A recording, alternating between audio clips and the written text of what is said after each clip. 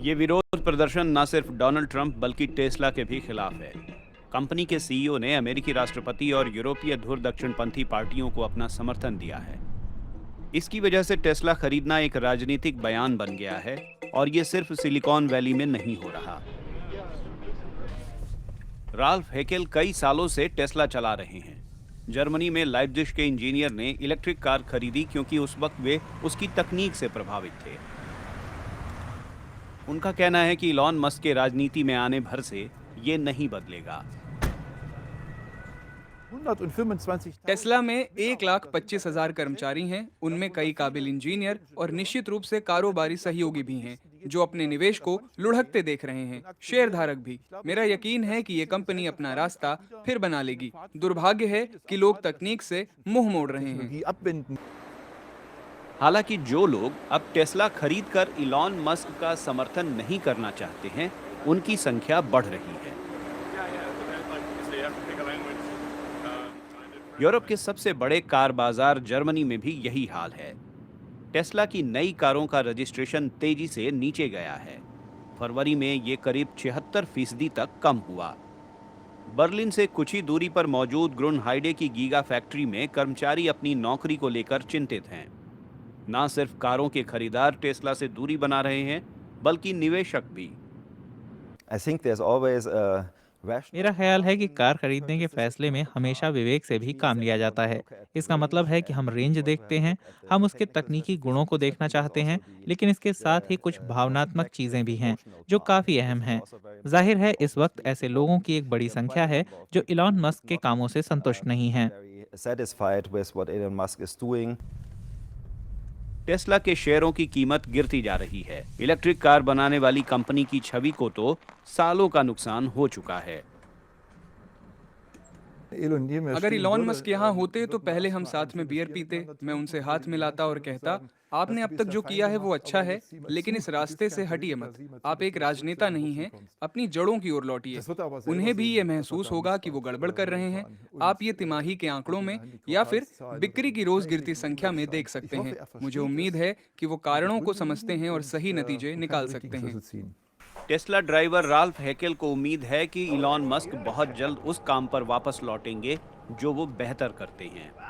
इस बीच ऐसी खबरें भी हैं कि टेस्ला ने अमेरिकी राष्ट्रपति डोनाल्ड ट्रंप को चेतावनी दी है कि शुल्क बढ़ाने का असर उस पर बहुत बुरा होने वाला है। हम नौकरी खोने का जोखिम नहीं उठा सकते। क्या आप इसे खुद पर दबाव की तरह देखते हैं? ये एक बहुत बड़ा दबाव है जिससे हम वाकई डरते हैं। बेहतर होगा कि हम ऐसी जगह रहें जहां हम खुश ना हों लेकिन सुरक्षित हों। एएस सिलिकॉन वैली के एक स्टार्टअप में फर्मवेयर इंजीनियर हैं। उन्होंने आग्रह किया कि हम उनकी पहचान छुपा दें क्योंकि उन्हें डर है कि इमिग्रेशन मामलों पर सार्वजनिक टिप्पणियां करना अमेरिका में उनके काम करने के लिए बुरा हो सकता है।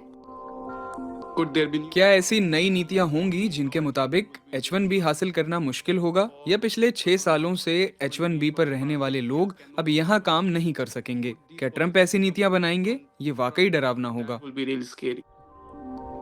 अमेरिका का H1B वीजा पाने वाले स्किल्ड वर्करों में 70% भारतीय हैं, लिहाजा उन पर ही सबसे ज्यादा असर पड़ेगा। स्किल्ड वर्करों के भविष्य पर अमेरिका में बड़ी बहस चल रही है। राष्ट्रपति डोनाल्ड ट्रंप के कुछ साथी इमिग्रेशन कानूनों में ज्यादा सख्ती चाहते हैं। वहीं ट्रंप पहले H1B वीजा के विरोध में थे और अब समर्थन में दिख रहे हैं, लेकिन इस योजना की कड़ी आलोचना होती रही है। सिलिकॉन वैली ग्लोबल टैलेंट के बूते चलती है, लेकिन इसका एक छुपा हुआ राज भी है। यहाँ कईयों के लिए H1B वीजा पर नौकरी देना केवल स्किल्स ही नहीं, नियंत्रण और बचत से भी जुड़ा है। रॉन हीरा जैसे लेबर एक्सपर्ट तर्क देते हैं कि H1B वीजा का गलत इस्तेमाल हो रहा है। अमेरिका में रहने और वर्क परमिट पर H1B वीजा धारकों का नियंत्रण नहीं होता। ये उनके एम्प्लॉयर पर निर्भर होता है। इससे उन्हें कर्मचारी पर काफी नियंत्रण मिल जाता है। सिलिकॉन वैली में एक लाइफ साइंसेज कंपनी के सीईओ विवेक वाधवा भी इस सिस्टम में खामियां गिनाते हैं। उनके मुताबिक वो अब H1B वीजा धारकों को नौकरी पर नहीं रखते। होता यह है कि अगर आप बड़ी टेक कंपनी चला रहे हैं तो आप ऐसे स्थिर कर्मचारी रखना चाहेंगे जो छोड़कर नहीं जा सकते, जिन्हें कम तनख्वाह मिलती है, ऐसे लोगों के मुकाबले जो उनके बाकी कर्मचारियों की तरह कंपनियां बदलते रहें।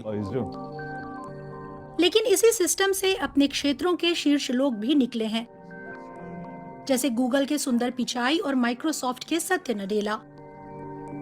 ऐसे में विवेक जैसे कई लोग तर्क देते हैं कि सिस्टम को बदलने का मतलब ये नहीं होना चाहिए कि कम काबिल लोग अमेरिका आएं, बल्कि जो लोग आएं उनके पास ग्रीन कार्ड पाने के आसान रास्ते होने चाहिए ताकि वो यहाँ स्थायी तौर पर रह सकें और काम कर सकें।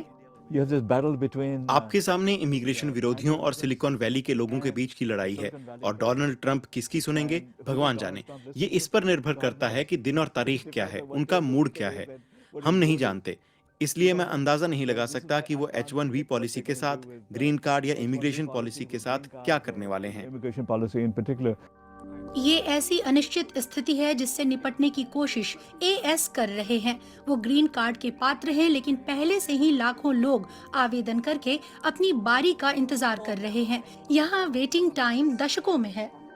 ये असल में बहुत अपमानजनक है। अगर आप ग्रीन कार्ड के लिए अपना स्टेटस चेक करते हैं तो ये 108 साल दिखाता है।